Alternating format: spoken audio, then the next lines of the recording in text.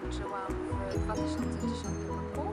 Dołączyła mi go mentor, a później od października zaczęłam się udzielać bardziej w sekcji. Teraz już się nie zajmuję niczym. Na początku byłam mentorem, świeżynką. Byłam w 3 grupach, w travelu, w bounce i w karcie. Najbardziej angażowałam się w travela, zostałam koordynatorem travela. Później byłam wiceprzewodniczącą i finansistą. Byłam jeszcze przez rok w komisji rewizyjnej. Jak wróciłam z Erasmusa, zostałam przewodniczącą i jeszcze 2 lata byłam w komisji rewizyjnej. Bardzo dobrze.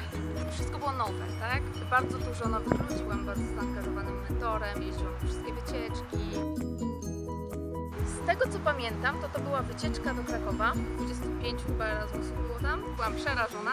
Po tej właśnie wycieczce zostałam koordynatorem travela. Bardzo dobrze to wspominam. Poznałam tu bardzo dużo świetnych ludzi. Moi najlepsi przyjaciele też są właściwie z ISN-u. Przełamałam barierę językową i takie wszelkie umiejętności interpersonalne. Ja przed ISN-em bałam się wysłać maila, czy ogólnie nie lubiłam za bardzo interakcji z ludźmi. W ISN-ie bardzo się na to otworzyłam. O matko, ojej, dobra. NP Poznań, NP Łódź, SD Lublin. Takich szybkich kalkulacji muszę mieć 47.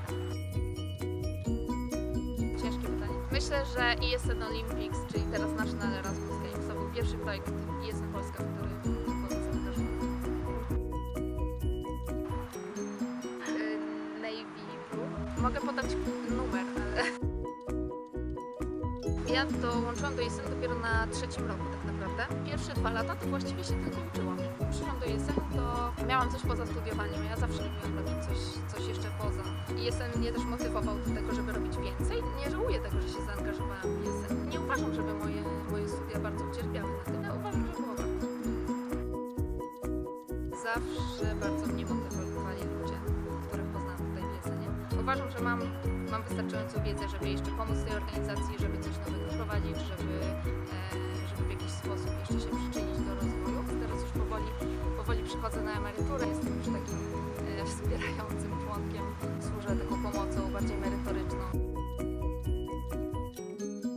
Było kilka takich pozycji, które po prostu wiedziałam, że chciałabym to robić, czyli komisja rewizyjna, wiceprzewodnicząca w ISN Polska, czy przewodnicząca w sekcji, czy na przykład koordynator travela też na początku. To były takie moje, powiedziałabym, ISN-owe marzenia. Natomiast niektóre rzeczy zdarzyły się trochę przypadkiem, albo czasami zostałam do czegoś namówiona, ale nie żałuję w ogóle, że to się stało. Więc było bardzo różnie.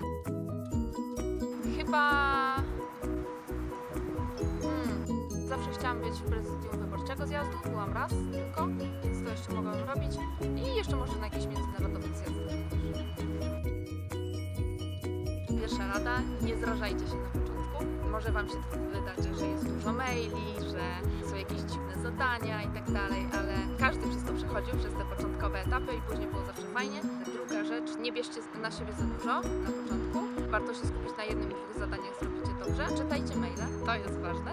Korzystajcie z rad alumnów. Bardzo chętnie Wam doradzą we wszystkich Waszych wątpliwościach czy problemach i jeździć na zjazdy. Poznacie tam mnóstwo fajnych ludzi i z Polski, i z zagranicy.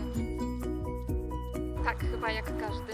I największy to chyba pamiętam, jak byłam w zarządzie ISN Polska. Ale też w sekcji czasami było tak, szczególnie jak się jest przewodniczącym. Czasami tak jest, ale to były chwilowe, naprawdę chwilowe kryzysy. Potrafiłam znaleźć w sobie motywację. Ja zawsze wiedziałam, że jak mam jakieś zadanie do zrealizowania, to po prostu chciałam je dopiąć do końca.